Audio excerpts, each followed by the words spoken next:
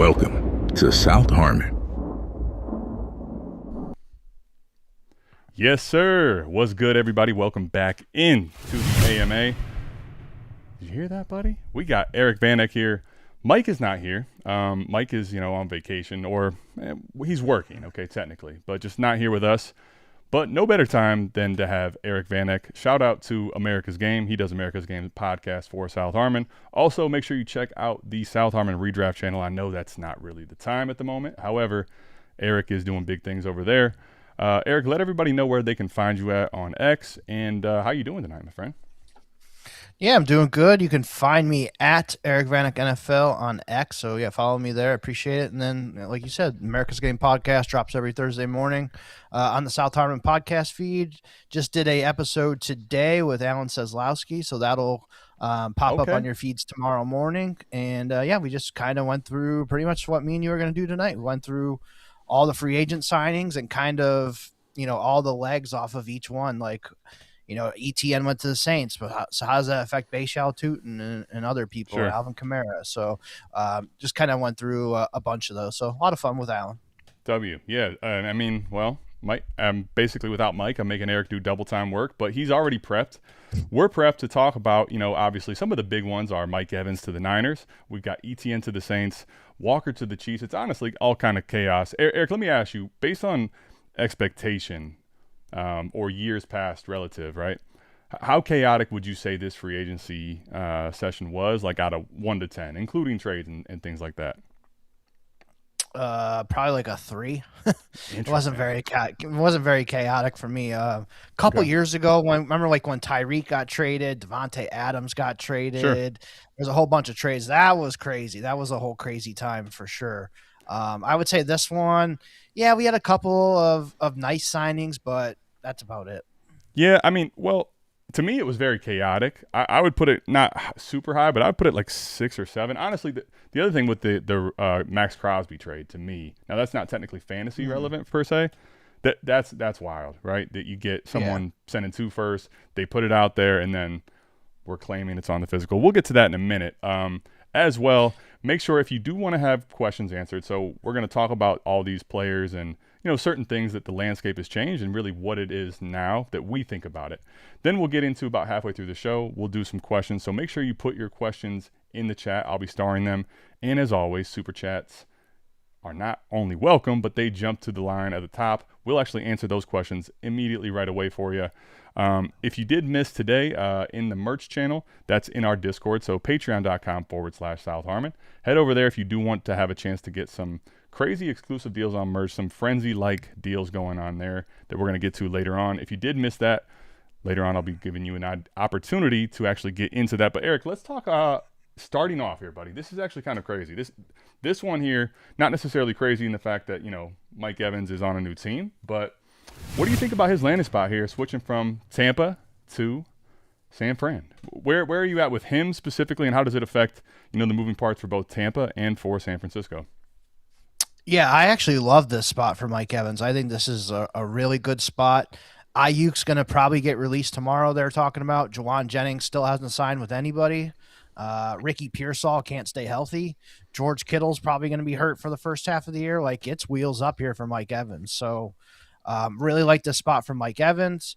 I talked about it with Alan. I think I'd be okay trading my 110, 111, 112 in this rookie draft straight up for Mike Evans. Like, I think he's going to be that big of an impact for you. So kind of like Devontae to the Rams, same kind of deal here for me with Mike Evans. Okay, so you're expecting honestly potentially a better season than how about 2 years ago, since obviously this year was so injury riddled. Mm-hmm. This dude hits 1,000 yards in his sleep besides for last year with the injury. Well, so that's the crazy. Even with that injury and all those games missed, they had a chance to give it to him inside of a minute, and he got it. That was actually pretty hype for a game and play at that moment. Where would you put him right now, I guess, relative to, let's say, other receivers? Like, obviously, one of the more polarizing things throughout this offseason is going to be what the later first and in particular later first, early seconds, what those are really worth, because people – by and large, are putting the class, down, probably rightfully so even. But where would you put him, like, relative to other players at the receiver position, for instance? Yeah, so let me look up my ranks because I want to check something here. But I'm going to honestly say, is he the best over 30-year-old wide receiver in football right now? And I think I'm right. I don't think there's a guy over 30 that I like more than him. Like Terry McLaurin just hit 30. I was going to say McLaurin. It depends on what you're putting at the, if we're talking about going into next season or at this very moment, because there's some people on the fringe. But, I mean, let me ask you. Right now, Davante Adams is pretty decently ahead. I think 10 to 12 spots ahead of him on Keep Trade Cut. Would you rather have Adams or Evans right now, or is it same tier? I think it's probably the same tier for me. I think Evans probably jumps up to that tier for sure. Okay. Let's talk about then. There's a couple other ones actually ahead. You mentioned them. Sutton or McLaurin. Where would you go there? With as far as Versus Evans compared to those guys? Yep. I think I would go Evans over Sutton right now. Okay. And Evans over McLaurin. I'd probably say, I'd probably go with McLaurin just because I think last year was kind of, dealing with the contract stuff, wasn't in camp. Jaden Daniels was hurt all year. Then McLaurin got hurt too. I think I'd probably still go McLaurin a little bit ahead of Evans, but they're probably in the same tier. That makes sense, honestly. I mean, nothing that you're saying here is crazy. Let me just throw this one out there, right? I think for me at the moment, the what's problematic about this is, one, it's exciting news. I think honestly, it's probably a boost for him, if I'm being honest. At the same point, he's been great in Tampa, so I think it's almost a little bit going to get more hype than it probably should at the moment. Like his price probably will start to go up a little bit, especially as we get closer to the season.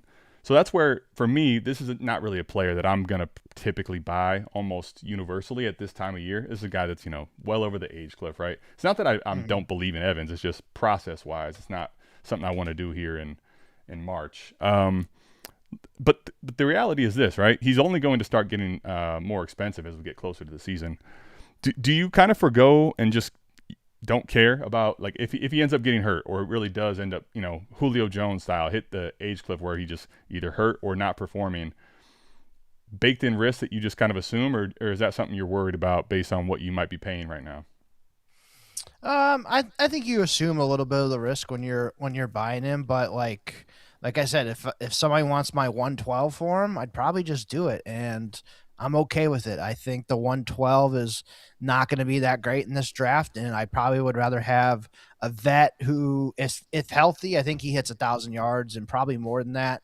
I think he is a guy that could get double-digit touchdowns this year too. I think that's in the realm of possibility, especially with the room. Do you think the connection out with Purdy is going to be where he's like the 1A, easy, not even close, one by himself? How do you kind of view that pecking order there?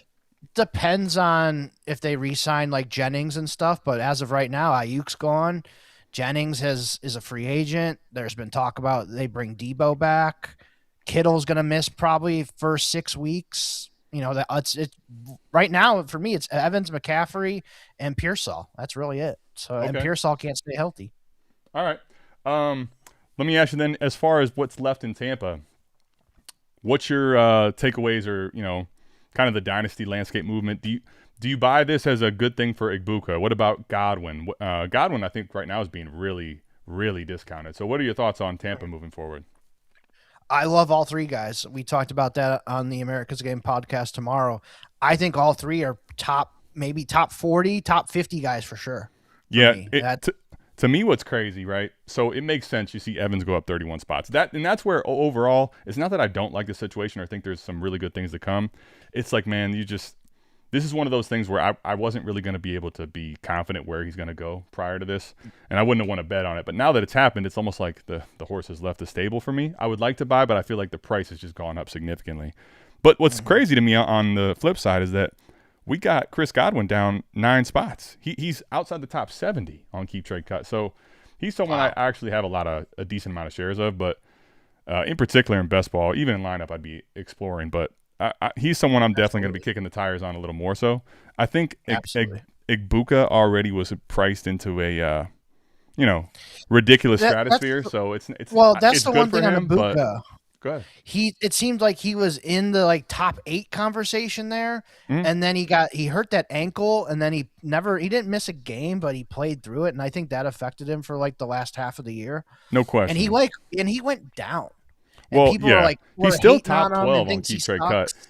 and he did finish. Yeah. If you look at his numbers, he did finish very, very, bleh. Pedestrian, yeah. Exactly. It's a better word than bleh. But it was like he didn't do anything, honestly, for the remainder of after that injury that was exciting from a, even I think PPR finish standpoint. To your point, I was actually wondering or curious if he would maybe dip a little more because of the way he finished. I kind of look at it like this. I think there's definitely red flags. Evans being gone is a good thing, and I think that's definitely a boost for him. But I think the biggest thing is if you looked at it at the inverse, right? And he started slow and finished really hot. We've seen all kinds of players as rookies that have that type of momentum that really kind of get a boost. So I was hoping it would dip a little more than it is. He's still ahead of guys like Nico, Garrett Wilson, Olave, Rome. So, I mean, listen, I got the shares I have, and I'm probably not interested in buying, but I think this is good news for Igbuka shares. And I'm kind of curious to see what happens in the offseason, if there's any other moves that take place for this team. And go ahead. Don't forget about Jalen McMillan too. He started or finished the year really hot. He had a couple big games. Now he is locked into the 3 receiver sets there. I love Jalen McMillan. That was one of my favorite rookie picks that year. I got a bunch of him. So that's a guy I would definitely buy right now is Jalen McMillan. I don't mind that either. Let's go ahead and get into some of the other big candidate moves and kind of crazy stuff going on. So what do you think here of Travis Etienne, who's way too big at the moment? Pause. That's big time pause. But switching over to much smaller to New Orleans. What are your thoughts with that? I think this is a good move for Travis Etienne and for the Saints. They did convert some of Alvin Kamara's salary down, so they could still keep him or cut him. It's kind of unsure of what's going to happen there, but I think Etienne is the number one back here for the Saints. Well, no question, I would say for sure. Yeah, they drafted a good offensive line last year. Their offensive line, I would say, is above middle of the pack. Tyler Shuck really came on at the end of last season. So this is an offense that is on the rise here, and adding Travis Etienne in the dome, all that good stuff. Yeah, sign me up for some Travis Etienne. I think he's a top 15 fantasy back. Interesting. So let me ask you this. Where did you have him, or if you can try to process this and think about this, everyone listening, right? Where would you have had him, let's say, going into next year? Let's say the contract wasn't up. He was just going to go into Jacksonville in a, situation, whatever you want to call it. Let's say it's for a contract or it's not. Just let's say he was going to be staying in Jacksonville. What would you thought of that? So in my dynasty ranks, I had him at 19 before all the free agency stuff. Okay. I could probably leapfrog him easily now into the top 15, like the back end of the top 15. So I feel pretty good about that. Okay. So talk to me about what specifically, I guess, compare and contrast, right? New Orleans versus Jacksonville. Is it the money that he got guaranteed? Is it the fact that they kind of showed that this is going to be our guy? Does that bake into it? Because I think there's some other things to consider. But what are the factors that make you want to jump him higher versus where he was in a familiar situation where he's kind of showed out at times in Jacksonville? Yeah, I think the offensive line is a little bit of a slight upgrade compared to Jacksonville. I think the offense is going to I think he wants to run the ball a little bit more, and he wants to throw to the running backs a little bit too, like they did for Kamara a little bit here.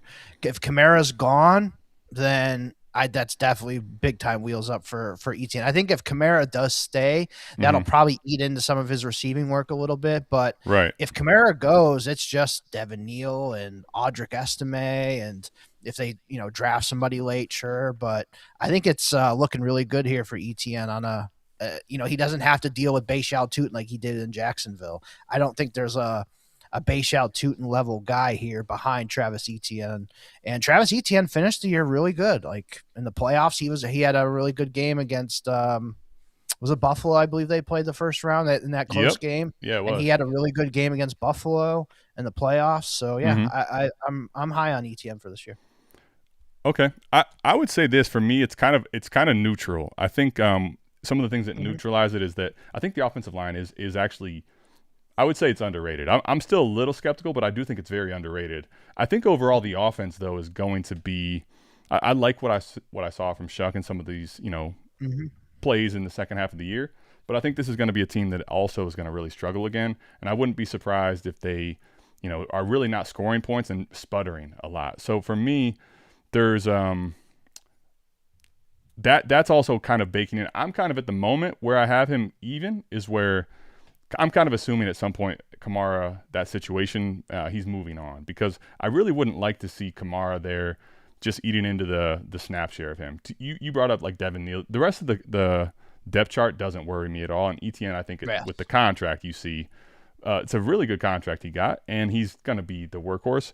But Kamara's presence might be where I don't want Kamara, let's say, for fantasy, but I think he might be troublesome just to what Etienne's ceiling could be, just from a snap share perspective. So I will say, though, Etienne getting the contract he did and them giving him 4 years, I think it actually doesn't say yet on Spotrac, but a lot of the money was guaranteed is what you're kind of hearing. So it's a good thing for, I think, the longevity of Etienne's prospects, but I'm a little concerned for what production may be on the Saints offense is kind of more what my hang up is. I do think it's a good thing that he's looking like the lead back and possibly a bell cow. Yeah, I mean, and Tyler Shuck's only going to get better from his rookie year. Like, the offense is going to be moving up here, so is he? Are you? So you're buying into Tyler Shuck? Yeah, I don't see why not. He showed he could win some games last year when they probably shouldn't have been winning. Like, he made Chris Olave relevant. He made Juwan Johnson relevant. So he was making guys fantasy relevant for us down the stretch. So sure. I think things are only looking up here for him. Okay. Quickly in the same tier, roughly. So right now, would you rather have Etienne or Kyren? Kyren. Okay. Etienne or Barkley? Ooh, that one's a good one. I think I would probably go. Don't say it. Don't do it. I think I'm going to go Etienne there. Wow. That's interesting. I'm not saying it's wrong, but it's crazy because Barkley had such two different seasons back to back here. Yeah, I think it's really close. If I probably had to rank it right now, they're probably back. You got same tier, but you got Etienne ahead. Okay. Yeah. I would have.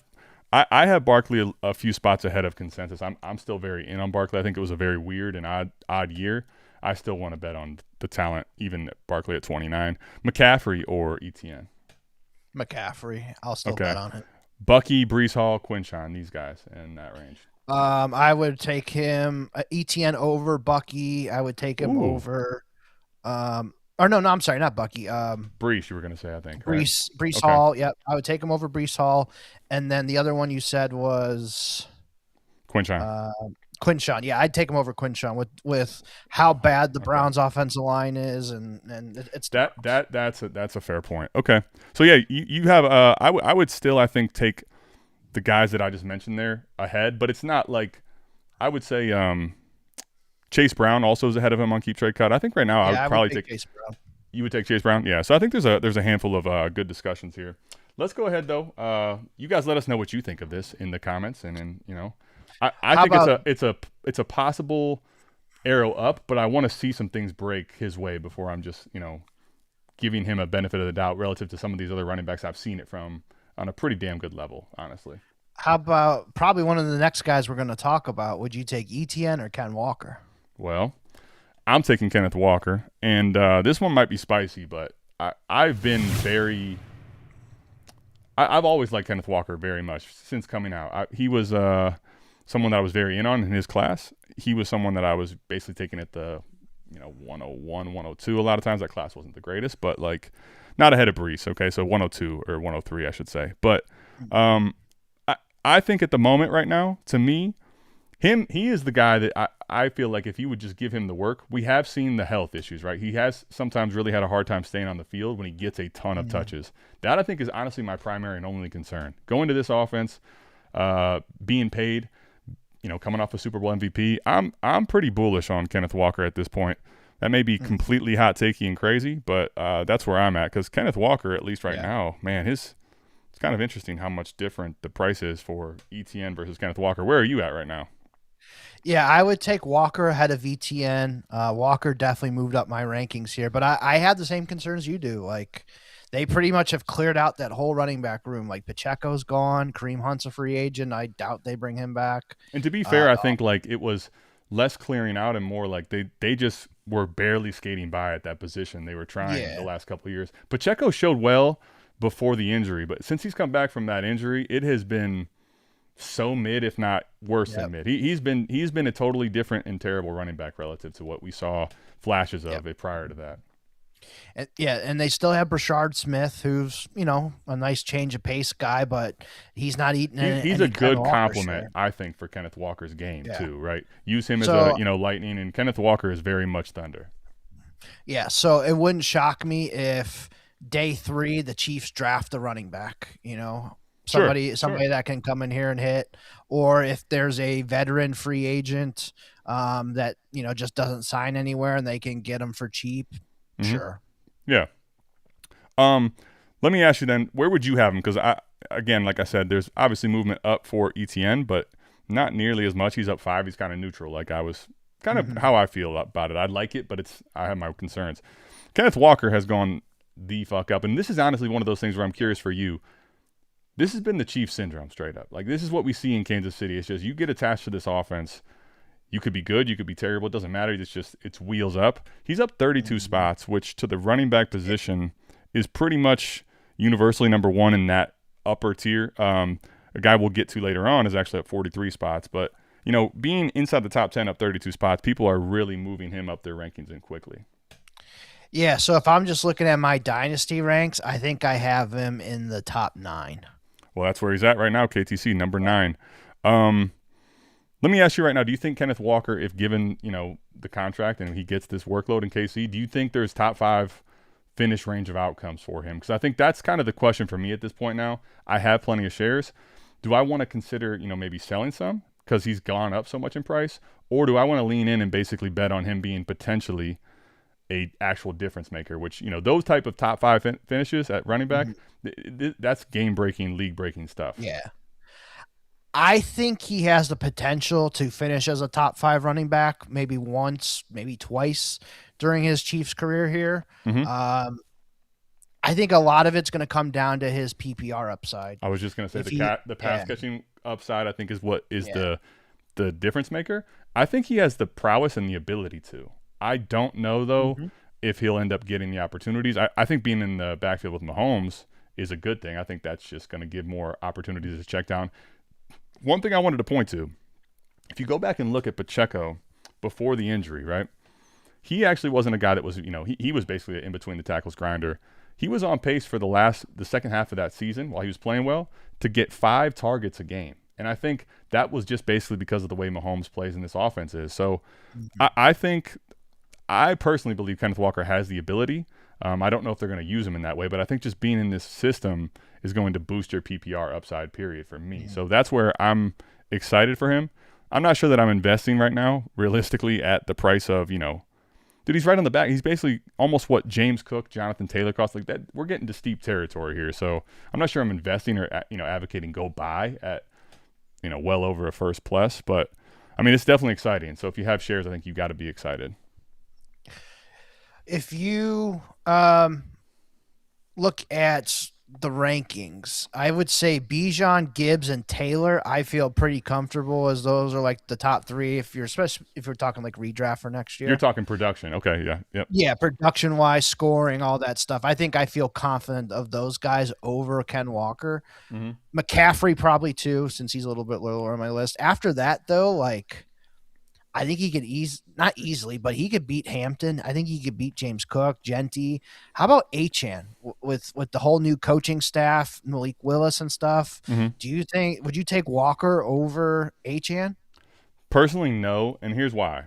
For me, I at this time want to be as flexible or as honestly, I want to have the better asset that's going to give me more flexibility or opportunity to trade. I do think this is like a skyrocket, Kenneth Walker ship. But I feel like people are at this moment still the name cachet of Achane, even without, this boost of excitement, they treat him sometimes as top 5 worthy, right? So I think he gives me a pivot opportunity into better, which for me, that's the way I like to play. I think a lot of people right now, if you're like saying, hey, I don't trade a ton or this league doesn't trade a ton, maybe you want to actually say, listen, I think Kenneth Walker in this situation is going to be a lot better than Achane, given he may not get the bell cow usage. This whole offense, the run game, and the way they deploy everything could be totally different. I definitely get that. I think from a production standpoint, I still probably would bet on Achane, but I don't think it's by a lot. I mean, I probably wouldn't put much down on it. Tier. Yeah. So for me, I think what's interesting too is this. Market seems to be very met on Cook right now. I don't necessarily disagree, but I feel like that's kind of just what it's been. And he's kind of just in this disrespected, like, the dude can go completely off, be a top 5 running back, be, a literal league winner in the playoffs. He's one of those guys that can go for 30 on any given game. If the market's cool, I'm just going to hold and happily hold. If it's, I don't think it's cool enough to where you can go buy him like discounted cheap, but I think James Cook, to me, I'm not worried about it. Let me ask you this then. So moving on. One thing I did hear you say was, you did pivot though. So you still have Bucky very high. What about Kenneth Gainwell here? What are your thoughts with this and overall leaving Pittsburgh going to Tampa? Yeah, I talked about this one with Allen too. I think with Gainwell, he's kind of just going to take the Rachaad White role for me. Now, Allen was arguing the other side that he thinks Gainwell's the starter and Bucky's the backup. Yeah. That's just because of the money that he was saying, because he got $7 million a year or whatever it was, which is quite a bit for running backs. I didn't agree with that. I think he kind of what I think it's going to be is like a 60-40 type split with Bucky leading it. I wouldn't be surprised if like maybe Gainwell gets a couple of his own drives, kind of like Rachaad White got with the Bucks too. So like, it'll just first 2 drives are you Bucky, third drive is all Gainwell. I think they both can catch the ball really well, but I think Gainwell is probably going to be the lead guy there for catching passes and kind of give Bucky a little rest there. But I think they both can work together really well. I think Bucky's obviously going to be a starter at your running back spot, and I wouldn't be shocked if Gainwell's like a weekly flex play, kind of like Rachaad White was. So then what does that do for your Sean Tucker level? Let me ask you that. Well, they announced a couple days ago that they weren't going to tender him and he was going to be a free agent. And then I just read before we came on the air here that they did offer him. They did, right. Yeah. So he is back. He's back for like $4 million, I think, right? I didn't see. Yeah, I didn't see, I think it was like 3.5. It was like a exclusive rights deal or some bullshit. Yep. But anyway, a tender offer, right? Yeah. I think Tucker just plays his role. Like he's kind of just waiting for an injury, which is back up to the backup. Let me say this is my personal opinion on the Gainwell situation. One, I'll say Allen, I get it, but to me this is one of those things where I differ. I'm more with you. Listen, the running back market is pretty rough, okay, overall. All right, it's criminal, especially when you see when we get to the receivers more so how they're getting paid. But I think when you get down and you're worried about $7 million a year, it's like you're looking at kind of the wrong thing in my estimation. He's in the range where Tyler Algier got paid, Jalen Warren, Rico Dowdle. Like he basically got paid, in my opinion. That $7 million is like, okay, if you're a veteran and you want to prioritize another guy that you're going to use in your system, but it's already signaling that money to me that he's not the primary back. He's going to be more of the change of pace or secondary back. I think Bucky, but where his strong suit honestly is potentially both. But he definitely, I think the way they want to use him is going to be in between the tackles. So I'm curious if it does anything for Bucky's actual production, but I don't think for his dynasty value it's going to move anything at all. I have some Kenneth Gainwell shares that I'm excited from what I saw last year, and this is definitely a good news. But I'm just not really. I'm kind of lukewarm on it, honestly. I think it'll be, probably realistically to how he finished last year, just similar, if not maybe slightly worse. Honestly, he finished very well last year, quietly. I was going to say the same thing. I think he kind of finishes the same he did as the Steelers. Okay. Let's get into one of the more spicy ones. And actually, somebody put this here where let me try to get the comment up. Tuten wheels up. Let's discuss this, buddy. What do you do now, or what do you make of the the opportunity, the runway now that Bhayshul Tuten has? I'm gonna be honest. I'm kind of curious to see what the market reacts as. I have plenty of Tuten shares, so I'm not like aggressively going to buy. I'm worried though that it's going to get out of control, to be honest with you. Where are you at with Bhayshul Tuten? What do you think for his prospects next year, and what do you think like his dynasty value is in your rankings, and what are you comfortable sending for him, or what is his market value to you? So Jacksonville has spelled it out for us on their own. They traded Tank Bigsby last year, got rid of him. Yep. Travis Etienne, they didn't franchise tag him. They were comfortable letting him walk to free agency. Yep. I'm sure they made him an offer, but he took the Saints offer. So whatever. They're showing us, hey, we're comfortable with Tuten as our guy. They talked about him last year. They drafted him high. Sure, he got injured a little bit here and there, but as of right now, man, Tuten is the guy. That's the one thing, guys. So I get it with the Benson vibes, but we have to at least acknowledge like that.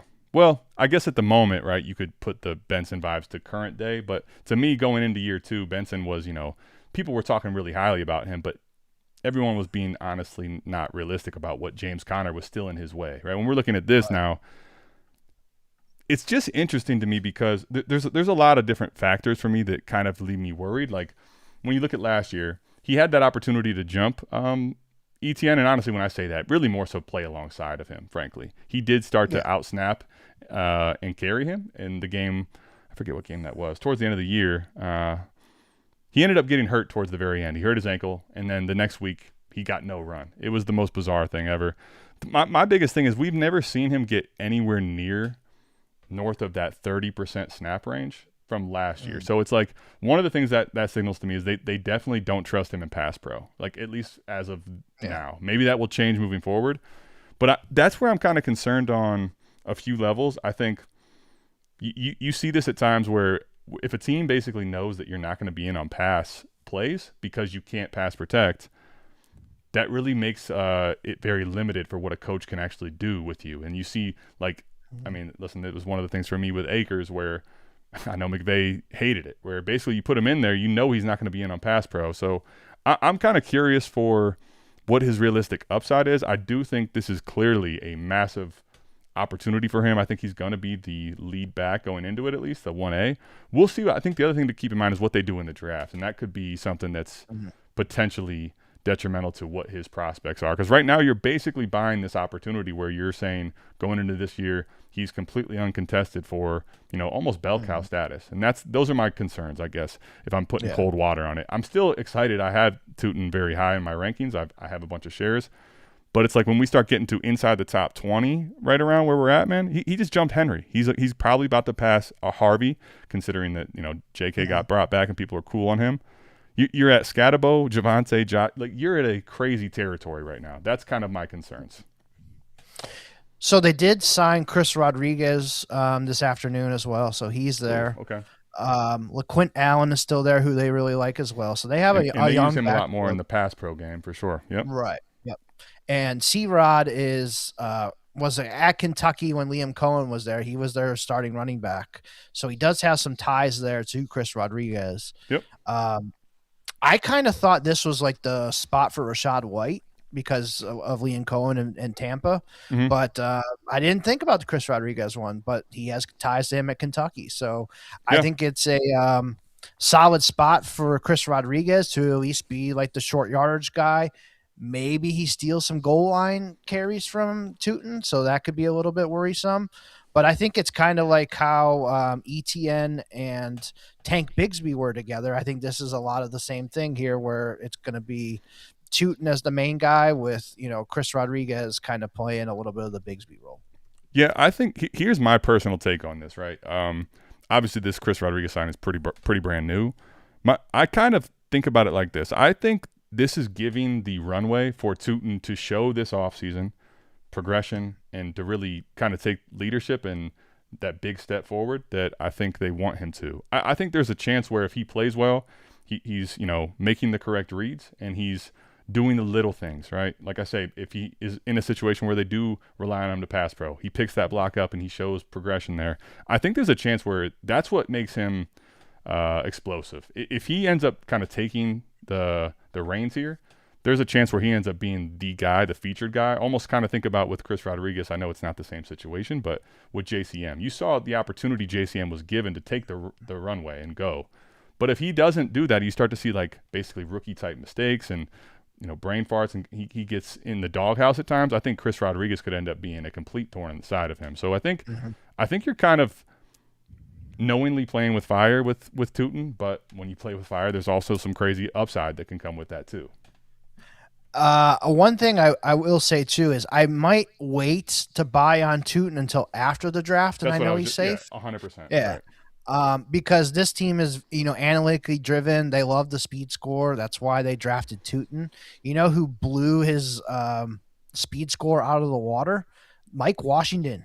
Yeah, he did. Wouldn't be. Well, Mike I Washington could was a see. fucking 100 out of 100 athlete. It was crazy. Right. He's the number one RAS running back of all time. Yeah. I wouldn't be shocked, like, if round 2 or 3, I know Jacksonville doesn't have a first, so they're missing some picks, so they might need some help at other spots. Mm-hmm. But it wouldn't shock me around 2 or 3, and here's Jacksonville takes Mike Washington. It Sure. wouldn't shock me.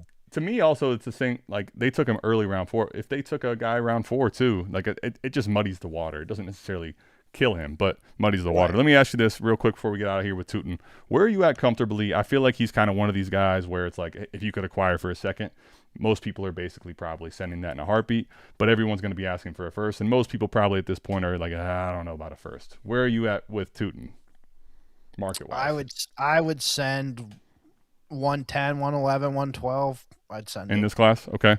Let me ask you when we get to 27 now. 27, would you be willing to send a, what looks like an early 27 second? Like, would you be at in 27 picks, let's say? I think I'd be okay sending a 27 second. Especially if I know I'm gonna compete and it's gonna be mid pack to later, I think I would feel comfortable in that. If my team's What if kind it's of 27 seconds? Because I think that's probably where he's going to end up settling in. Okay, I'm with you. Yeah, no, I wouldn't do that. Yep, I think I actually don't necessarily hate it if it was after the NFL draft, but I also think after the NFL draft, if we don't have a likely candidate as far as early day 3 or day 2 capital, he's probably going to go well past that, where you have to give a first probably in any class. So definitely Right. big news for Tuten, which it'll be interesting to see if he follows the Trey Benson and some of these guys that have been really hyped up based on opportunity that we think is coming, and if the opportunity actually presents itself. So let's go ahead and pivot, though. We talked about a handful of these running backs. Let's see where you're at here, buddy. At this moment, with the wide receiver position, there's a lot of crazy stuff going on. What are your thoughts here? Pittman and obviously Antoine Pierce was a kind of a crazy one. This is actually Wan'Dale. So let's talk Wan'Dale for a second. Sure. What do you think about Wan'Dale going to the new situation in Tennessee and pairing himself with Cam Ward here? Yeah, he got a Brinks truck backed up to him. 4 years, $70 million for him. So Yeah. pretty big deal here for a slot wide receiver. So my one thing here is he's better than Chimere DK, but Chimere DK was there and he's pretty much a slot receiver. So that was kind of a little weird to me because DK did play pretty good last year, but obviously Brian Dable's coming in. He knows Wan'Dale from the Giants.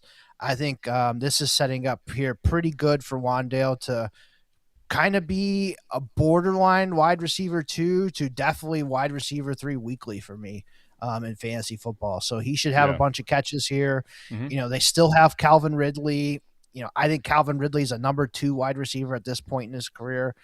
I don't think Wan'Dale is a number 1 or anything. I think he's, a borderline 2 or 3. But can he morph as that or play as that in the situation this year? I think is probably, he's not going to get crazy price-wise, I don't think. But he doesn't have that type of name cachet, and people aren't that enamored with his game. I think he's kind of unsexy. But I think this opportunity, though, is kind of unique for – I don't want to say this is a long-term thing, but possibly this year where you saw this year, man, Cam Ward at times was really slinging the rock. You can say whatever you want about him and about his fantasy prospects, but he had some moments where he really slung the rock and did a great job with it. They paid him, I think, kind of at this point where we wanted to go get Wan'Dale. This signals to me we need not even just Wan'Dale, but upgrade significantly in the passing game. Yes. And they had the money to do it. So I think that's kind of why you see this signing. I think he's going to end up being like someone that could end up getting a ton of targets, which has been his calling card all along. I think what worries me here is it's kind of going to be the similar situation where it's consistency. Is this pass game going to really take that next step this year? Is he going to be reliable is the biggest thing, I think, in the, if you start bumping him up your dynasty ranks. I think he should be pretty reliable for this offense. I'm talking more so on a weekly basis from even if he has a bunch of targets, it could be where this team doesn't score a lot, and you're kind of looking at more mid. Yeah, to low for PPR, he's going to be great. Yeah. Sure. he's the type of player, he's going to get you 90 catches in a season, but it's only going to be 800 yards. Sure. That's just the type of player Wan'Dale is. He's kind of like, end of career Jarvis Landry. He can get you 80, 90 catches, but it's probably only like 800 yards, like I said. So that's fair. I think that's going to be do you think there's also upside to – do you think there's upside for him to unlock a season we've never seen from him before? Like, 1,000, 1,100, and maybe some more touchdowns than we've used to seeing. I think so. I think Jameis Winston showed us that last year. Remember that Lions game where him and Wan'Dale went off? No, for sure. Winston has boosted guys' prospects, and that's honestly true. Cam Ward could do that. Sure, I get you. Yeah. He's got that big arm just like Jameis does. So, I think there's definitely more room to improve here for Wan'Dale, and he doesn't have much target competition here. Like, I know Malik Neighbors didn't really play that much last year, but he's not going to have a Malik Neighbors type player here. Calvin Ridley's a 31-year-old declining wide receiver. That's his only competition right now. So, I think Wan'Dale is looking really good right now. Okay. So right now he's at 33 on KTC. Do you feel like that's about right? I mean, you're talking here just to give you some idea. We're talking Jordan Addison, Jalen Waddle, Zay Flowers, DK Metcalf range. Does that worry you? Honestly, I mean, to me, that's a little bit crazy. I think it's kind of like the name cachet of it. You're like, oh man, those guys are all studs. Jalen Waddle, DK Metcalf, and you don't really think of Wan'Dale Robinson in that range. But if you just kind of look at the production and the numbers, like it's probably right around what DK and those guys are going to do. So, I would take Wan'Dale there. That's fair. I mean, well, I think that's kind of what I'm saying too. Honestly, what you just kind of hinted at was my biggest thing. Is to me, if I'm betting on him in this range, I'm not saying I wouldn't do it, but I know at that point he becomes more of a parked asset, meaning he's not going to fetch in the market. Like he's not going to get that intrigue to trade away like what you probably could realistically get for an Addison or a Waddle or a Metcalf or some of these guys that do have the name cachet. So that's probably why I think it's a little rich for me. I like to be a little more, like I say, flexible and have an asset that's a little more tradable. But I do think, though, if you want to bet on production, he's a unsexy guy as far as like betting on it, but I think he realistically could probably have a wide receiver 2 floor this year, frankly. I think you could trade some of those guys we just mentioned, Metcalf, Addison, those guys. I think you could trade some of those guys to get Wan'Dale and maybe get a small plus on top of it. That I would always be for. I'm always for pretty much, the tier down, especially in the same range. Yep. If you could do that, sure. But I guess my biggest thing is like let's say we talk about not Wan'Dale and DK. Let's say like I have DK Metcalf, right? You might want to trade for Wan'Dale. My biggest thing is or especially guys like Waddle and Addison more so as we get into Pittman here. But with those guys, to me, it's like can I fetch more in a trade is my biggest thing. So he's probably realistically there. It's just man, he's a guy that hasn't rose a ton, but I think it's probably coming. Let me ask you this: if we pivot away from Wan'Dale here, what were your thoughts on the whole Pittman situation? Honestly, I'm kind of curious for you with that. Like, what did you think of Pittman getting traded? Did you see it coming? Did you think he was going to be on the chopping block? What was your thoughts with Michael Pittman? Yeah, so once they gave all that money that Alec Pierce doesn't deserve, that Antoine Bag. Yeah, so they gave him all that money he didn't deserve. And then, I just saw it coming for Pittman that he was going to get traded. So yeah, at that honestly, point, but wasn't it like the same day or maybe the next day? Like it was pretty quick. It was like a half hour later. Yeah, it felt like really quickly. So, but anyways, Pittman going to the Steelers, major upgrade for the Steelers. Like it was DK Metcalf, 50 feet of dog shit, and then the next receiver. So he's definitely better than 50 feet of dog shit. So I like the spot for Pittman here. I don't know if he's going to necessarily put up monster numbers or anything like that, but kind of what you've seen from Pittman the last couple of years. Can he get me 70 catches and 750, 800 yards? I think that's realistic. I think there's a spot here where, people are kind of thinking, oh, it's going to be 2 outside receivers. I could see them transitioning Pittman to like the big slot. You could use him outside and put him in the slot too. I actually that was kind of something I was thinking about. I will say off the rip, it was like that is an odd pairing, to be honest, right? Like to me. But to your point, the big thing is if you compare the differences, there's quite stark differences between DK and Pittman's game. Pittman is a very good and nuanced possession receiver, right? So I think the slot definitely is a, hey, listen, in 2 wide receiver sets, we'll keep him outside, opposite DK, but we start getting into 11 personnel and all these different things. You could see him totally get a lot of these slot opportunities where he gets kind of funneled the, unsexy targets, but we're talking 6, 8, 10 range. And this is a guy that's been a target hog. So that's one of the things I'm kind of curious to see moving forward, if he can command that really high, 120 plus range. That's my concern of where he's at the moment, would be just what his raw number of opportunity commanded would be. I'll tell you, I wish Mike was here just for this, because Mike is so high on Pittman, and I'm curious what his current take is. We'll have to wait till next week. Pittman right now for you, okay, so he's valued right now behind Adams, but in the range of Romeo Doubs, who we'll get to in a second, Xavier Worthy, Terry McLaurin, Ricky P, Jaden Reed. How do you feel about him in that range? Do you think it's appropriate, or are you way ahead of? Do you think he's way ahead of those guys? Honestly, I kind of think he's probably behind some of those guys. Okay, so talk to me about that. Like who? So him or let's say Romeo Doubs. They're neck and neck right now in KTC. I would take Dobbs. He got paid more money, and he should be the number 1 receiver there for the Patriots. So I'll take Dobbs. I think I probably am with you, as much as it pains me to say that, because I do really like Pittman, and I like Dobbs, but not significantly. I think this is going to boost. This boost is going to be realistic for him because of the opportunity and the landing spot. But I do think, like prospect for prospect, I want Pittman over Dobbs. Not that close, but I think with the situation, I slightly lean Dobbs. I don't think it's by a lot, but I think the opportunity that he has to go up is definitely worth betting on. I'm with you. What about McLaurin? I think Pittman. I'd probably go McLaurin. Just one more thing on Pittman, though. He had the neck injury, back injuries. I think that sapped a little bit away from him too. So I think that's might just kind of affect the rest of his career as those injuries. Okay. Would you pay? You're not paying a first right now for Pittman, correct? No. Would you pay a second and 27, or let's say like an early second this year? Early second this year. No, I don't think I would. Okay. 27 second, definitely not. If it was like 206, 207, sure, I'd pay that, but I don't know if many people are going to do that. Like I said, I don't see him being a 1,000-yard guy.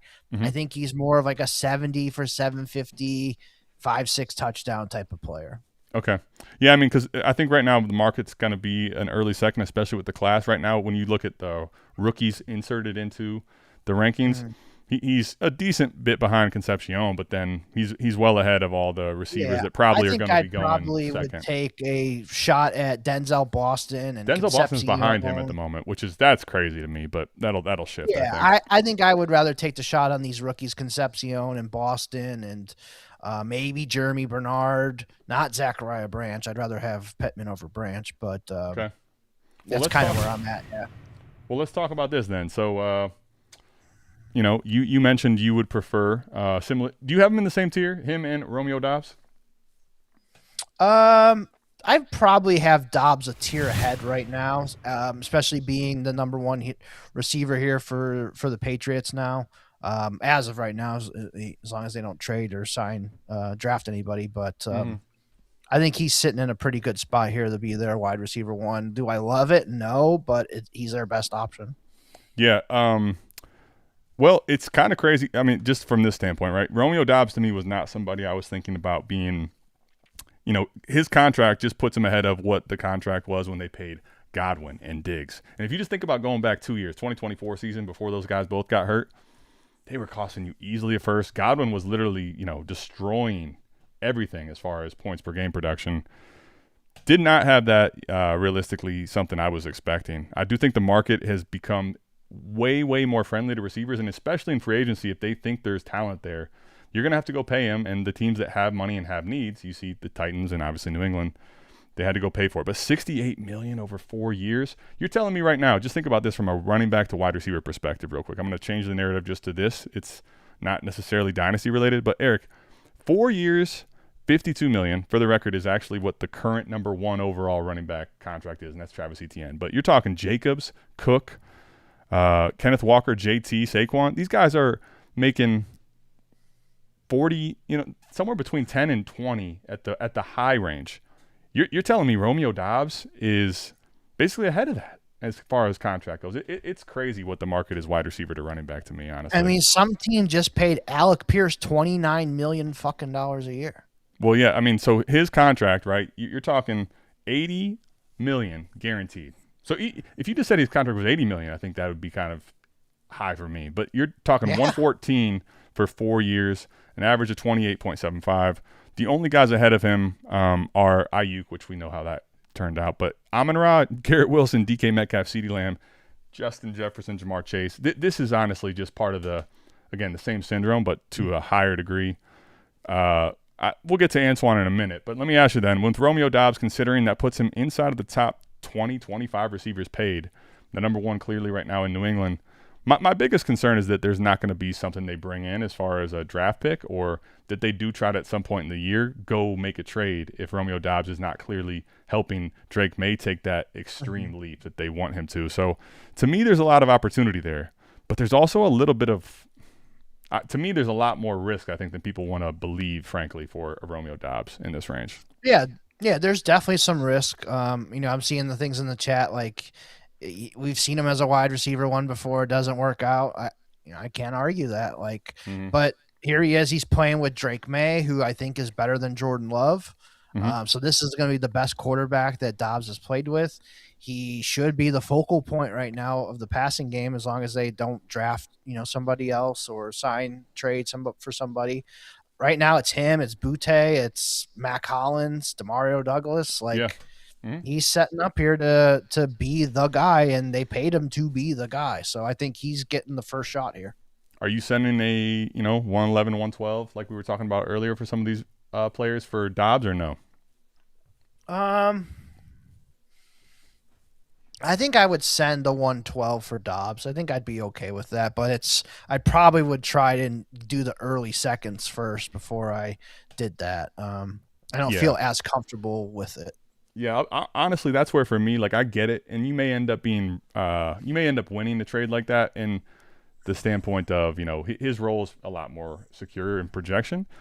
For me, process-wise, that's where as gross as this 26 class is, I would just take and stick and pick. Honestly, I do think there's some decent prospects still in this class. I'm not telling you that I think this class is fantastic, but I think when you get to that range, I'm willing to stick with the pick and see what I could do on the clock.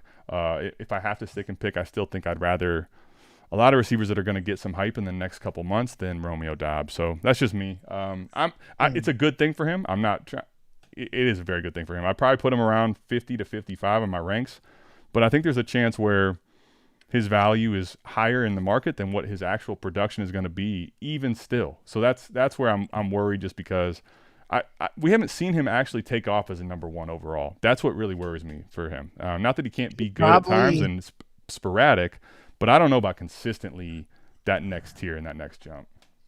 I think he probably goes right around where Diggs and those guys went in redraft last year. You could get those guys in late round 6, round 7-ish. That's probably where Dobbs is going to end up too. Okay.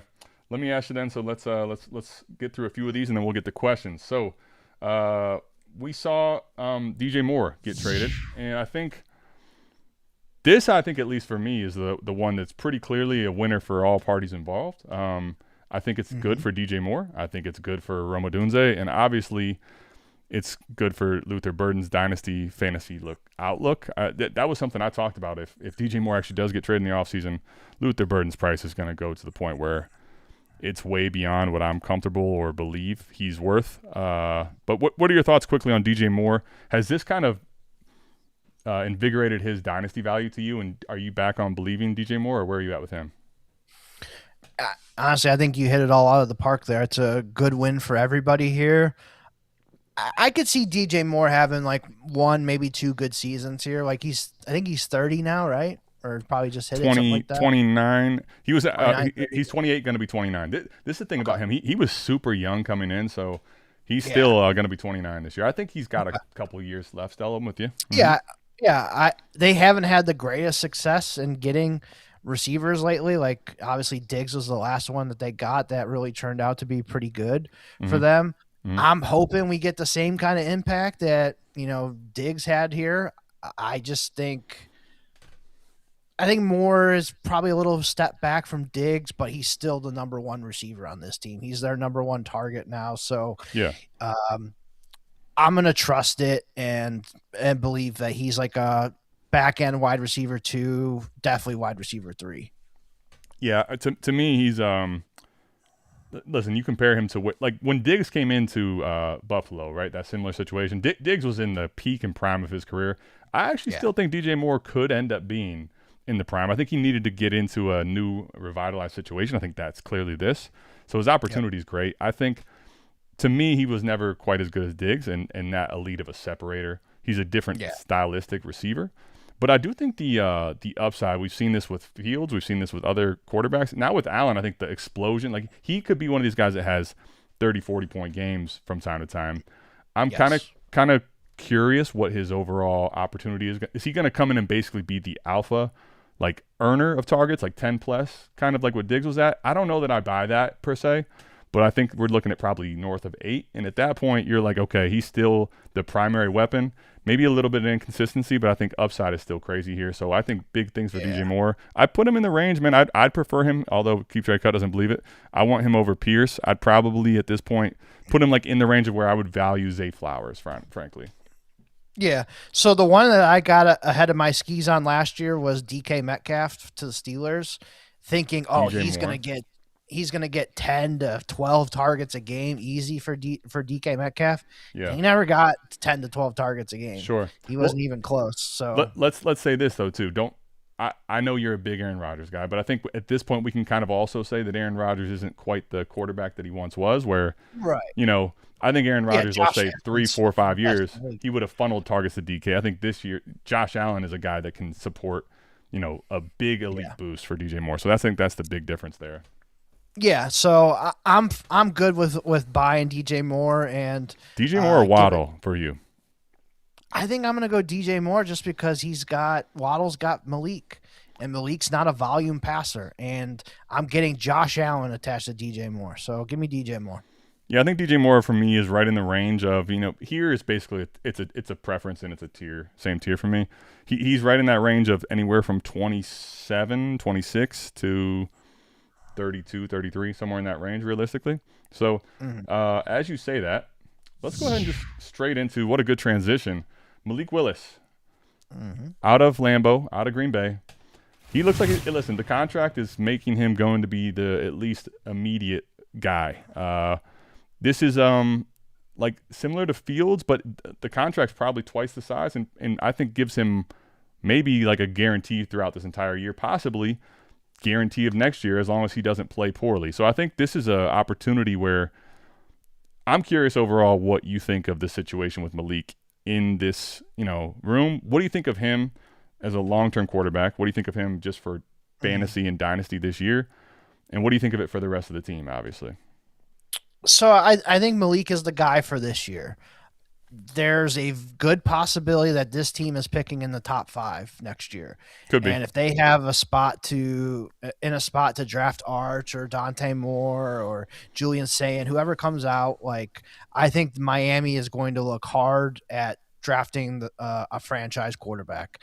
I just don't think Malik's a franchise quarterback, but he's a guy that can at least get you through it. He can get you the 7, 8, 9 wins and, keep you there. I think that's probably the best outlook for Malik. So if somebody wants to trade their Malik Willis, if you can get a 26 first, I would just trade him for the 112. I would do it. Just take the 112 there. Now he's going to probably have some fantasy upside this year with rushing ability and all that. Big time. No question. He's going to have, some games here where he's in the top 10 in fantasy that week, and he's just not a volume passer. He shouldn't be, and all that. So he doesn't really have a ton of weapons here either with Miami. Like it's Waddle, it's Achane, and that's about it. So let me ask you this. So we're looking at for him, right? This contract, again, I compared it to Fields just because Fields was average of 20. His is average, I think, about a 23. Yeah, he's better than Fields. I'm not saying he is. I'm just saying from a contract and team investment perspective. Yeah. I think what I will say is this. I think his development from when he was, initially a rookie and when we saw him in moments in Tennessee to where we're at now, I think we have seen him develop. I think that's partly being in a good situation with LaFleur, and I think his development to me was interesting. I do think though it's different when teams are game planning for you and they're, you know, projecting you to be the guy, which is now what it's going to be for him. So I'm curious to see if he can take that next step. I do think just fantasy upside from the rushing perspective for him makes him very intriguing. Obviously, redraft will probably go significantly higher than you may expect.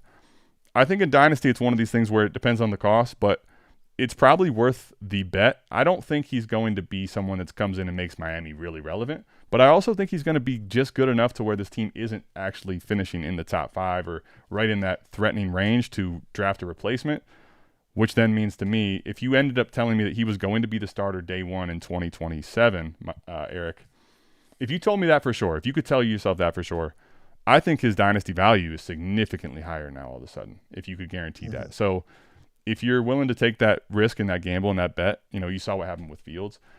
I don't think it's as bad of a situation as the Jets. And I think for me, knowing that, like, I'm kind of ready to go back into the waters as long as it's not crazy with his price. And honestly, his price isn't crazy right now. I think his price is reasonable. So at the moment right now, he's still right. He's behind Tyler Shuck. Like, give me Malik over Tyler Shuck for sure, personally. Give me Malik over. Now, where he's kind of at is that, you know, Bryce Young. No, I probably still would be willing to take like Bryce Young, Matt Stafford, and another quarterback we're going to get to here. Curious where you're at with him, 1-for-1 with Kyler Murray. Like, what are your thoughts on Malik, dynasty value wise? I think he's in the quarterback 2 range for me. I mean, a lot of the guys that you were talking about, you know, if I'm just for one season, I think for one season, I would take Malik ahead of Bryce Young. Yeah. I don't know about Stafford, but what about Kyler then? I think Kyler is going to end up here with Minnesota, and should be the starter there. Get with Justin Jefferson and Addison and all those guys. I think I'd take Kyler over Malik Willis, and I'm not a big Kyler guy, but yeah, honestly. So here's the thing, right? He's not. This is not confirmed. He's not for sure a Viking. All signs are pointing there, though. And I'll just say this: if he's the quarterback in Minnesota, Kyler's gonna go up my ranks a lot more than Malik Willis is. I think Malik Willis is this. He's all of a sudden it's weird. He's intriguing where he was very cast off for a while, but I would say Kyler ahead of him. I think Malik Willis for me is worth. What would you say he's worth? Would you send a late first for Malik Willis if you on a contender you needed a quarterback play? I think it's fair, yeah. Like the guys that you're going to get your 110, 111, 112s this year probably aren't going to be it. So I'd be fine taking a shot at Malik Willis, but you got to remember too, like I think the probability of it just being 1 year is pretty high. So you got to be comfortable with knowing, okay, I might have Malik for this year, but after this year, I might have to go and find another quarterback. For sure. Yeah, and I think, though, here's the thing for me, right?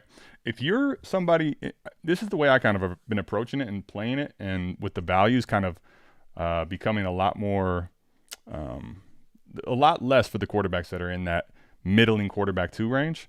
I think that's kind of the game you want to play. Do you want to play it with Bryce Young, who gives you a little more stability, let's say, but not necessarily the upside? Or at that point, do you just want to, shoot your shot on Malik Willis? If it works out, great. If it doesn't, your cost of investment probably isn't significantly high, and you're just back into the quarterback carousel mix. So I don't hate it, honestly. I think this is a question, and this was a good statement from Ethan. This is kind of how I feel about it. Like, I think he's better than Malik Willis. I think he's a better passer. I think a lot of times Kyler gets a little bit too much hate, but that's also because he was in the elite quarterback tier. He was valued in the elite quarterback tier for Dynasty. I think he was in a different stratosphere, and I think it was warranted relative to that range. I think now when we're talking about, like, he's valued at quarterback 28, I think we're just being silly. Like, Kyler Murray to me is a better quarterback. Oh, yeah. Has shown a much larger sample size as well. I think there's definitely red flags. McCarthy is. Yeah, and I think that was going to be my next question for you. I was curious what Mike is. He's not here. If he goes to Minnesota, does that basically mean the end of JJ, or what do you think that means for McCarthy? I mean, I think they hold on to McCarthy. I mean, you got to have a good backup in this league and kind of just develop him a little bit more and see what happens. I think he just needs that more development still. But I think Kyler's more talented than McCarthy when he came out. I think Kyler's still more talented than that. And you just look at O'Connell, other than McCarthy, like every quarterback has worked out under O'Connell pretty much. See, to me, that's where, listen, if they've signed him to even any sort of a deal, it's not like a 1 year or 2 year deal. Even there, I would be betting on Kyler beating out JJ. But the problem is, right, the situation where Murray's going into, Kyler would be going into a situation with pretty damn good weapons still, as we know, right? And I mean, arguably, you could say this is a chance to actually unleash and unlock Kyler if he can dial in with him. I think the success track record for the coaching there speaks for itself. I believe I'm willing to buy back in on Kyler at this point. And if you tell me right now that he doesn't have a good season, like if Kevin O'Connell can't make it work with Kyler, and they have a really bad season, that would be really interesting for Kevin O'Connell because we haven't ever seen that. To me, I'd be betting on Kyler Murray if he goes here. Let me ask you, if he doesn't go to Minnesota, are you still betting on him in almost any other situation? What are some of the other opportunities if it doesn't end up being Minnesota? It seems like it's pretty high, like 90+%. Yeah, the only other spots I could really think of would be Pittsburgh's always been rumored, just because they don't really have anybody right now. I think was the the one Jets I was going to talk about. Minnesota, the Jets Minnesota and Pittsburgh. Jets have kind of made their bed there with who they're going to go with this year. Arizona, obviously, he's not going there. I think he's kind of, it's maybe one or two teams. I'm not really personally Cypher. I was just going off a keep trade cut for the record. So I'm not putting Stafford in the Malik range. I'm not trading Stafford for Malik. I'm still willing to bet on Stafford for a year or two, whatever it is, for sure. Agreed. Yep. I'm with you on that. There's not many other spots here for Kyler that I'm seeing. So I think the Minnesota marriage is that's where it's going to end up being. So that's kind of where my mindset is. Yeah, I think other than, my J.J. McCarthy shares, it would be good for I still have plenty of Kyler, and I would like that quite a bit. A couple ones here to touch on, then we'll get to questions. So with Kyler, two more real quickly. Actually, three more, but J.K. Dobbins resigns in Denver for 2 years. Nothing crazy, nothing sexy, but what was your thoughts on that? And R.J. Harvey is becoming a little bit of a, dicey dynasty value, I feel, in the moment. Yeah, I mean, I think he was maybe overdrafted in the real draft. Mm-hmm. And, he didn't in his, limited times where he was the guy, like he didn't super impress us. Like he wasn't dominating or anything. So I think he's, this is probably the best case scenario here for Denver. Like they tried for David Montgomery, I heard, right, and a couple of these other guys. So I think they're kind of just, okay, we'll go with Dobbins. He was here last year, did good. I think it's, it's like a 55-45 type split here, 60-40, something like that. Yeah. And Dobbins can kind of just play the role that he did last year. He just needs to stay healthy. That's his biggest problem. I was going to say too, honestly, Eric, he continues to bounce back, honestly, marvelously for what his injuries have been. This current injury he has right now, relative to his body of work, I'm not actually that concerned of it. He's still only 27. Yeah. I think he goes back to exactly what it was split-wise and his opportunity last year. And if you listen, it wasn't, overly sexy, but if you really remember the early part of the year, J.K. Dobbins was one of these guys that if you drafted later, man, he really helped round out your running back room and was a very good, decent running back too. Didn't necessarily have crazy high upside, but I think very reliable. I expect him to be that way. He's someone that I'm very I'm kind of aggressively buying, where he's valued right now, like in the Kenneth Gainwell range. Mm-hmm. Give me JK there pretty easily. What I will say too is this: you mentioned David Montgomery. What were your thoughts on him going to Houston, and what does this do right now for David Montgomery to you? Is he someone that are you buying this? He's up 50 spots right now in KTC. He's back in the mix of, he's right with DeAndre Swift, Charbonnet, and on the feet of King Henry. That might be a little aggressive on Swift and especially King Henry. He's ahead of Corum and Warren, by the way, too.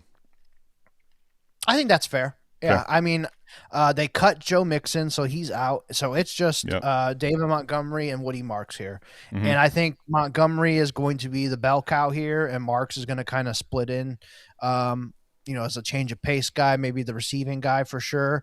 But look at what Mixon did when he was there a couple years ago with his first year. like they want to run the ball, especially in the red zone and stuff like that. So I think Montgomery has double-digit touchdown upside here. Mm-hmm. And if I could buy him cheaply, I'm going to buy some of him. Like, I think people kind of soured on Montgomery after last year, but it wouldn't shock me if he had like a Javonte Williams type season this year and was really good. Like, that wouldn't shock me at all. Him or so? Okay, real quickly, Montgomery or Sharps? Montgomery, just because Charbonnet's probably going to miss half the season. Montgomery, dynasty wise, I'd rather have Charbonnet, but for this upcoming season, Montgomery. What about if you were on a contender in dynasty? Then let's try to find the middle ground here. What would you say? I would probably want Monty. Okay. I don't necessarily disagree. Would you rather have Montgomery or RJ Harvey? Montgomery or Kyle Monangai and Derrick Henry. Let's talk about those two. Derrick Henry, I'm still believing in the king, so I'll take Derrick Henry there. Who's the second? Oh, Monangai. That one's close. I think I'd still go Monty because I think he's going to be the guy, whereas Monangai is still going to have to deal with Swift. Monty or Tuten? Ooh, I think I'd go Tuten. Monty or Javonte? Okay. He's probably safely ahead of the rest of the guys here. So, I mean, I think that's probably about right. I think he's going to end up settling in, honestly, in the Swift range from last year. Think about like running back 26, where it's like if you need a guy to plug a RB2 spot, he's not a bad option if you've waited, I think. So, I guess I'm kind of in on David Montgomery. If this is his price at RB29, I think it's going to keep going up and get to the point where I'm out. The last one here. So, the Ravens move on from Harbaugh. Harbaugh goes to New York and then brings over Isaiah Likely. What were your thoughts with this one here? And how high are you on Likely now moving forward? I mean, it doesn't shock me that Harbaugh wanted Likely, but as a fit, it kind of just reminds me of Andrews and Likely again, with Theo Johnson being there. So I think it's going to be a lot of – that's the one thing with Harbaugh. He's always had 2 to 3 tight ends, usually 3 tight ends that he constantly uses. So I think Theo Johnson and Likely are still going to get a bunch of touches. It's just going to be split up kind of like how it was with the Ravens. So Likely will have some weeks and Theo Johnson will have some weeks. So they're both tight end 2 types for me right now. Yeah, honestly, I think at least for me, this is not a good. This is definitely not a good thing for Theo. I'm more of the mindset that they're and Harbaugh has visions of trying to actually use and unleash Likely. Now I don't know if this is going to work out, and I don't know if it's going to be a situation where we can say Likely's going to play all the snaps. I think Likely still kind of has a little bit more of that tweener build and the way that you probably need to use him. Can't use him fully in line on all plays. I'll just say this though. I think for Likely, this is going to end up being a scenario where he's already getting to the point where, listen, if you have him still, I'm probably confidently moving him, knowing there's a chance he ends up working out and being really, really well featured in this offense with Jackson Dart. It's exciting. But dude, he's right here with Gadsden, Sadiq, Kyle Pitts. Like, behind him is Dalton Kincaid, George Kittle. Like, dude, honestly, it's like we're well past, and he's out of price for me. He's well out of the range. Yeah. Like Kittle, Kincaid, honestly, I'd probably still taking Strange ahead of Likely, frankly. So, not to mention if he's realistically in the same ballpark of Gadsden or these guys, no, I'm not doing it. So, personally, I'm probably out on Likely because he's already gone up significantly. Before we move on, one more important one that I don't think we got to yet. Okay. And I just want to kind of get your quick thoughts. Rico Dowdle to the Steelers. Well, listen, that was the last. That was the last one. Okay. Yeah. So, do you think Dowdle is going to be the starter now over Jaylen Warren? And Dowdle, remember, his big year with the Cowboys was with Mike McCarthy. So, what do you think about that? Do you think Dowdle is going to be the starter over Warren? So, I believe, as I have it. Far too big, but this is, one I forgot to put up, but I did do. Rico, to me, this is intriguing because I think there's a scenario where Rico still – there was a time, a 3-week, 4-week window where I'm like, Rico Dowdle's kind of left the building. He's left the territory of where you're ever going to be able to buy him again. I think that's already like crazily wrong. I think Rico's a value again. I think Rico in this offense – listen, we'll see what happens with Caleb. We'll see if he gets any run. I mean, typically if you look at overall, guys that get that little run, it's not good. I think Rico is a guy that could end up being where I think Jaylen Warren's a little more of a lightning realistically, and Rico's more thunder. I think though, when Rico plays, Rico's this weird volume guy, and if he gets going, I could see Rico having really big games in this type of offense. I think he's right now at the range of Benson and Stevenson and Dobbins. Yep, he's similar to Dobbins. I'm going to be trying to buy, especially if it's reasonable for me to kind of fill out the back into my running back room. Very much intrigued by Rico Dowdle. I don't think his I don't think it's going to be likely that we see him get back to that point where he's getting 20 plus touches and just the featured back like we saw at middle of the year in Carolina. But I think that's potentially in his range of outcomes if something happens to Warren, obviously, or if Warren just doesn't deliver what Pittsburgh wants. Yeah, I agree with you 100%. I think, especially with McCarthy knowing Dowdle, I think he's going to get the first opportunity here. And then, Caleb, whole new coaching staff, so he has a chance to prove to them, hey, I got something here. Because I think he kind of just soured on Tomlin and Arthur Smith. Well, guess what? All those guys are gone. So, new opportunity here for Caleb. He's probably like somebody might even be like it's like a fucking throw-in or a third-round pick. I'll send a 26th third for Caleb Johnson all day long if somebody's going to accept it. So if somebody's just completely done on him, I'll buy some Caleb Johnson and just see what happens. Well, listen, I'm going to throw the cash back on the screen because Corey Mercer threw a super chat to us. We were just getting through the last part there of the free agency frenzy. Let me know what you think of all our overall thoughts and process on this. Listen, I'm not going to sit here and tell you that you can't have a totally different feeling. Let us know in the comments, though. We want to hear it. Eric, super chat. 12-team, start 10, Superflex, PPR. I have a solid roster that I think I can contend. However, my running backs are Etienne, Pollard, Rachaad White. I have 104, 105, 110, no 27 first. How do I approach running back after a retool? So let's talk about this, Corey. I think with this scenario, I need to see the rest of your roster personally to answer the question, especially with the super chat in mind. One, because I'm okay with a thin running back room. Honestly, I'd like to improve this a little bit, but if the rest of your team is really good, this isn't necessarily as much of a concern for me, and we can kind of think about how to build it. When you say you don't have any 27 first, though, that's where it's like, okay, what are we really kind of planning for is my biggest thing. So if you could put the rest of your team in there, but Eric, just on generic surface value, what are your thought processes with this running back room? Let's say you're obviously a contender. You don't have your 27 picks. You've got 104, 105 this year. What are you thinking about doing here? Yeah, so real quick too, if you guys got any questions like this, dynastyteamreview.com, you guys can go there and get a team review from any of us on the South Harmon staff, and we can help you with questions like this, and we can get more in depth to it, like actually look at your rosters and stuff too, so that would help. But on this one, kind of just looking at it, like Etienne, I'm pretty comfortable with him as your RB1.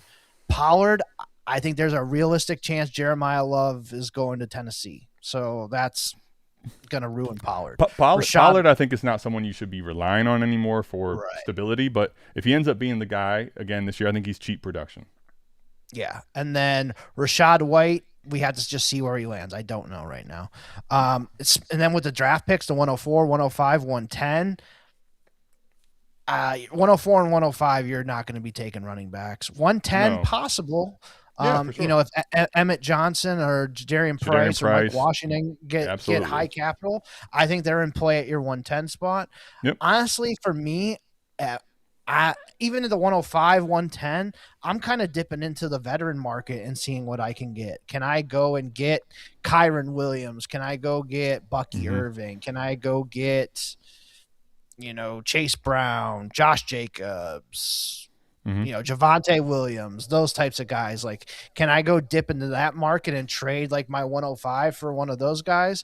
I think I'd be okay with that. Like, sure, you're missing out on some wide receivers and stuff, but I think I'd be okay, trying to go for that. Yeah, I think here's where I'm at, right? So, Corey, full transparency. So we're talking early March here. I think there's still some value and there's some wave coming for the 26 picks in general.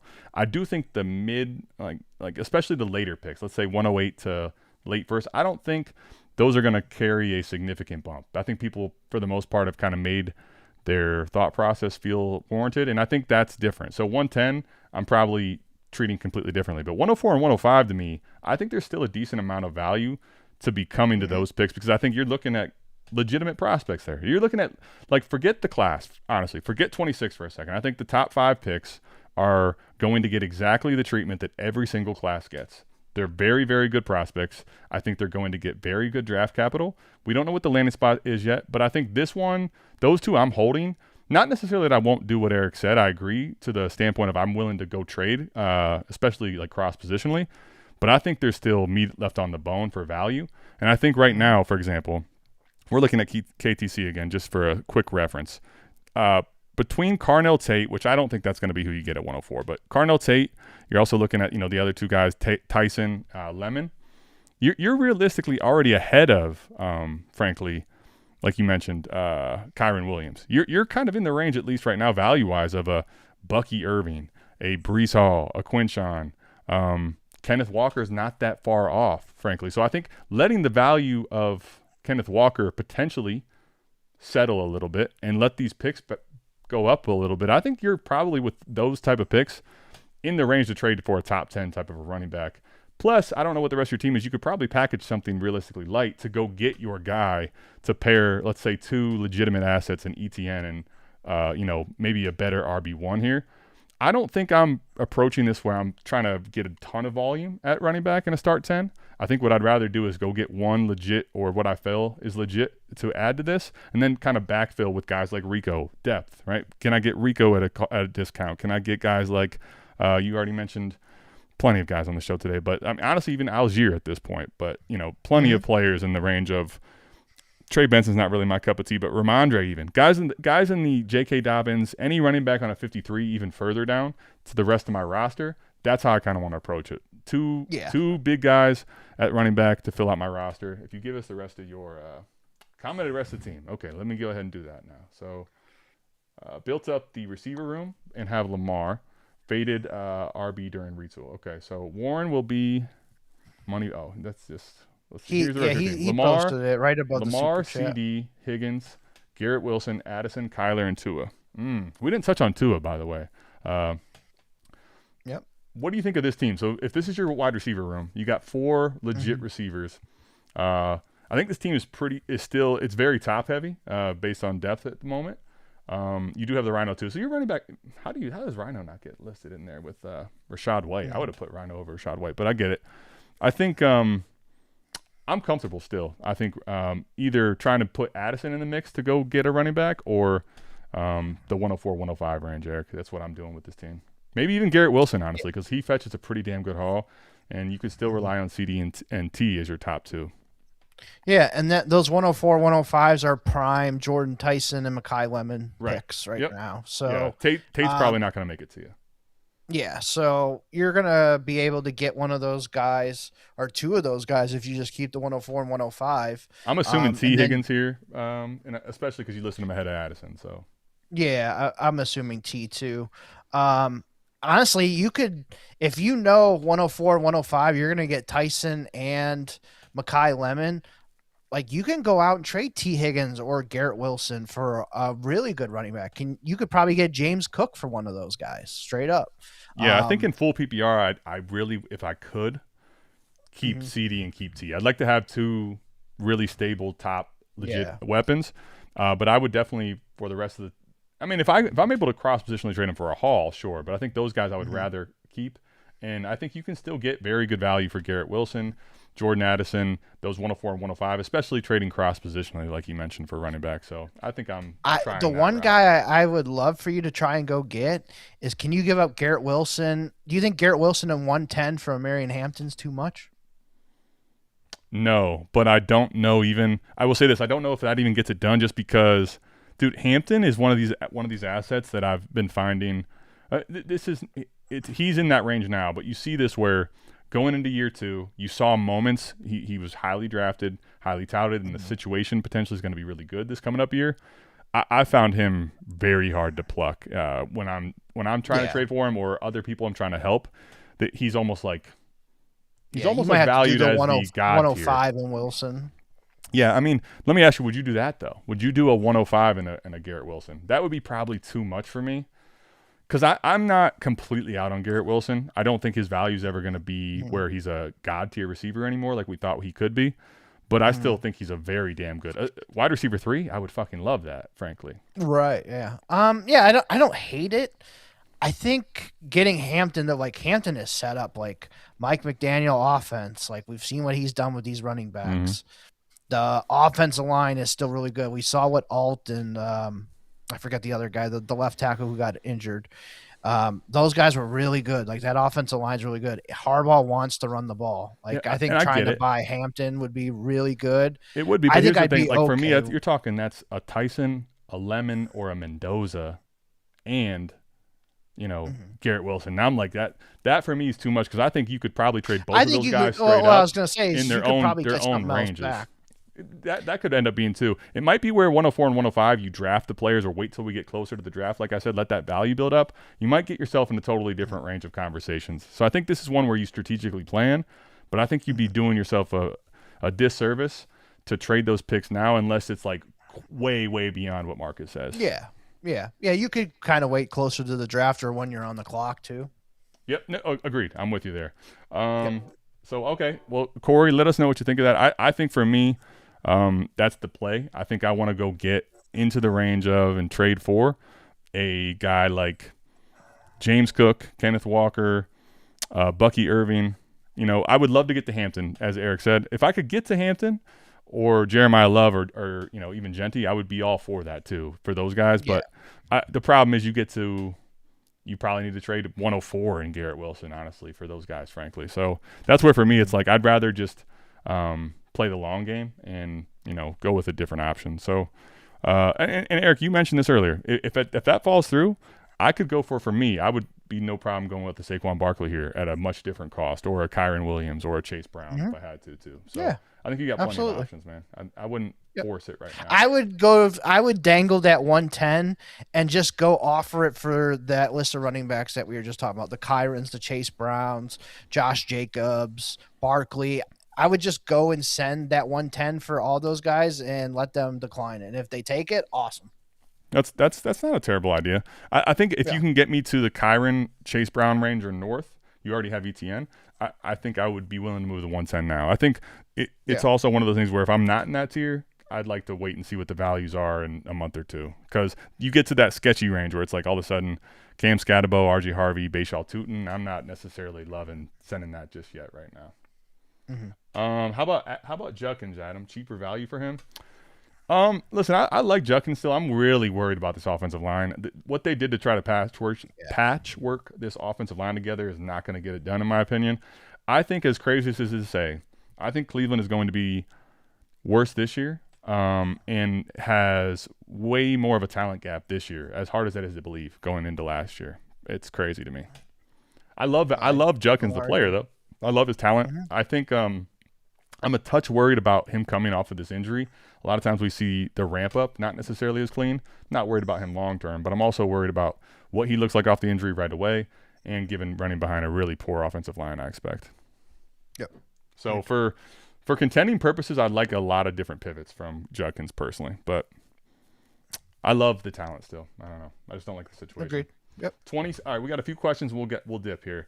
I was gonna do the wheel, but at this point, Eric was a willing participant, great guest today. He works super early in the morning, so I may have to either do that in the Discord this week or push it to next week. So you can do it tonight if it's only gonna take a few minutes. That's cool. Yeah, we're already at 10:35. By the time I get it up, it's. We'll do it later. I don't want to do that to you, buddy. I've already got you later than I wanted to. Let's get 2 or 3 more questions for the people. We'll get out of here, and we will. I'll figure out a time to get the wheel spin. So Ethan says 28 first for Willis, 207, 208. Willis is his QB4. So would you package that 207, 208 picks and Willis in this class, right? For 28 first? Yeah. 28 first? I would do that. Yep. I'd be good with that. Here's what I'll say right now, realistically. I kind of agree in process. I just think this. I think right now you might be able to get a little bit better back or not send both seconds. Right? I feel like right now, listen, if you know your league and this is like one of the very rare times you're going to get a first from a league, fine, go ahead and do it. You may know that better than I do. I just think this is one of those where the next month or two, maybe you don't have to send both the 208 and the 207, right? As players start to get into that range. So I don't hate the process. I just think especially if I'm going to 28 class and I'm sending in both seconds, I might try to, see if I can finesse something slightly better. Yeah, I just think in start 9, that 207 and 208 are probably never starting on your roster anyways, unless they're really fucking good. Like, takes having a minute to get it up. That's fair. But I just think that 207, 208 in this class and a start 9 probably never make your roster. They're probably backup. So I would be okay doing this. Yeah, that's fair. I'm not even saying I wouldn't necessarily do it. I get it in process. I just feel like with Malik Willis at the moment, there's also a chance, right, where we don't love the 207 and 208, the prospect, but we've seen plenty of guys in that range that are relevant and get a big boost in value. So I think I would, if I was at 1 second, I would definitely be willing to do it. I think right now I might try to see if I can wait a little bit. But you know your league better than us. Okay, I'm in a startup now, and Hampton 301 was traded for the 401 and a 27 first. The 401 was Dart. Okay, so this is just context, but real quickly, would you rather have Hampton or Dart in the 401? I'm sorry, Dart in the 27 first, straight up. I'd rather have Dart in the 27 first. Yeah, that's where it's tough, man. I'm kind of, I'll be honest with you, I'm not sure that I'm going to like this long term, but I'm pretty decently high on Jackson Dart. I'm buying in. Yeah, I have him as a top 12 quarterback for me, and I'm getting a 27 first. Yeah, give me the Dart in the pick. I will say I'm comfortably Hampton ahead of Dart. 27 first, though, man, is just one of these things where just the way I'm also answering this knowing the way I play. And I tend to play where I've already got probably maybe 27 first pocketed. You start getting to 3 first or 4 first and 27, that gives you carte blanche, right? Like those type of picks and numbers, you can go move mountains. Yeah. If we have any other further questions or final questions, this is your chance. Ask away. If not, Eric, man, appreciate you hopping on. It was a dope time chopping it up. I will say this, for what you had as a mild free agency, there was a lot to discuss, and there's definitely a handful of, decently up and down moving parts. I'm kind of, at least now it's starting to get the blood flowing. You get that feeling of, okay, we're getting movement to football being back, and we're having more realistic discussions, I think, in trades and leagues, and people are starting to ramp up activity. So that's at least all good and exciting. Any final thoughts from you? And go ahead and plug all your stuff again, my friend. Yeah, I mean, I think a lot of the guys we talked about tonight are pretty much a lot of the main ones that moved. There's still a couple to come down the pike that I want to see what happens here, like David Njoku. I want to see where he ends up.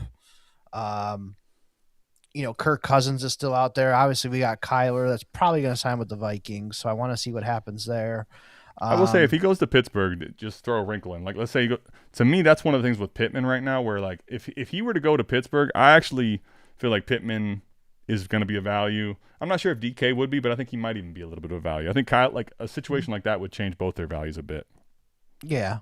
Yeah, we'll see. I mean, I think with the Vikings having Jefferson and Addison and those guys, that should be really nice for him. And then, definitely. If you want to, prefer that for Kyler for sure.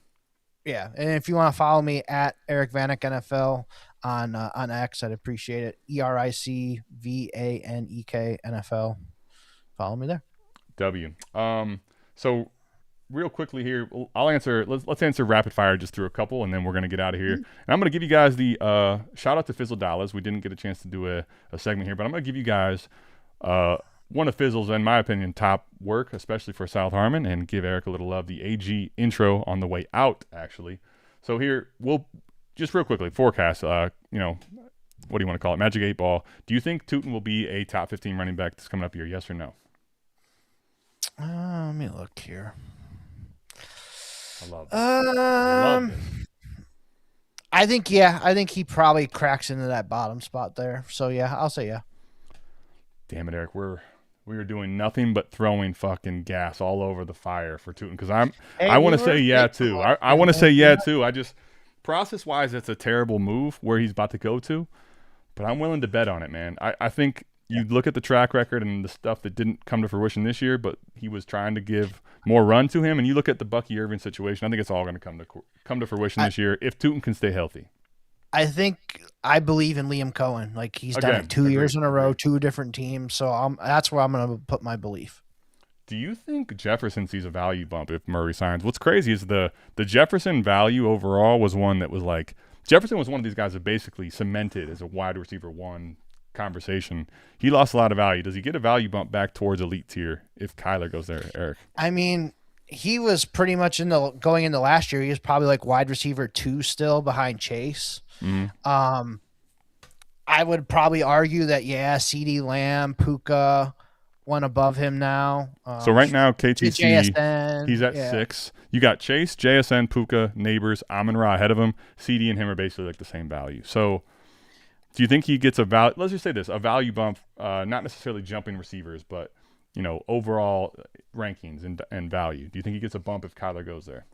Where was he at now? I'm sorry. He's wide receiver 6, overall asset 15 in Superflex. No, I think he kind of stays the same, honestly. I just don't see him, going over Chase, Lamb, Puka, JSN for me. I just don't see him going over those guys. So yeah, I mean, he's already right in the CD range at least. He's currently ahead, but basically the same price. To me, here's the thing. He's not going to change other than maybe a touch. Like he's already Jaden Daniels, Lamar, Amon-Ra, Malik, Caleb, Drake May, Puka. To me, he's probably, because of his age now and because of what we saw last year, kind of in a safely cemented range. I will say what's crazy though is he's still only 26, going to be 27 this year. So I think the big thing is not necessarily Kyler going there is going to give him a big bump, but if we see him come out and play well early with Kyler, I think that's where you could see the bump go crazy. I think for Jefferson he gets a quarterback upgrade. That's what I'm excited about. Jefferson's value goes down with the 5'7" quarterback. I love where your head's at, Brian. If it couldn't get worse with McCarthy, it could right here. Okay, last question, and we will bounce here. 14 teams, Superflex, start 9. Eric, what are you moving Dart, Lamar, JD5 for? Or would you keep the 3 quarterbacks? I think at 14 team, this is where we go old school, quarterback horde mentality. I don't want to have all 3 on my roster. So I don't want to just keep 3, frankly, because I think it's inefficient. But I do think it's one of those where I will keep 3 if I'm not getting a skill player back that's fucking really high up, buddy, frankly. I want a 27 first and a really high skill player back. So let me ask you, let's talk through that. Just quickly, I know we're going to get out of here, but give me some names here. Like, does Smitty and a 27 first get it done or no? No. Marvin Harrison? No. Garrett Wilson? No, not for me. Okay, because here's I guess the problem, or what I think we got to talk about, right?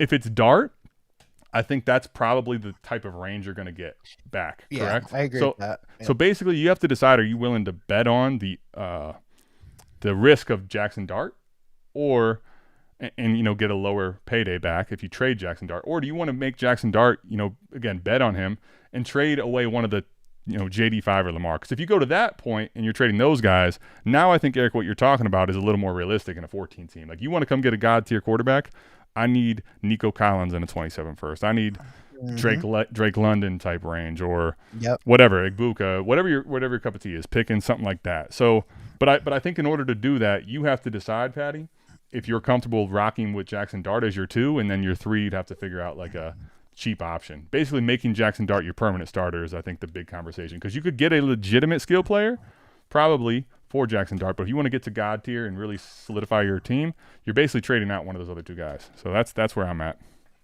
Yeah, I agree with you. I'm right there with you. All right, well, again, appreciate it, Eric. Appreciate all you guys tapping in. Make sure you go ahead and hit the like, hit the comment, hit the subscribe button. If you are feeling Eric and the content he's putting out, make sure you check out America's Game. Make sure you go check out on YouTube the South Harmon redraft channel that we have live. I'll make sure all that stuff's down in the description. Let us know what you thought of the video in the comments. We'll see you back here. Same time, same place. Mike will be back next week. And here goes AG to get you out of here, the AG intro. We love y'all. We're out of here, man. Peace. America's Game. Eric Vanek. America's Game. South Harmon. South America's Game. This is America's Game.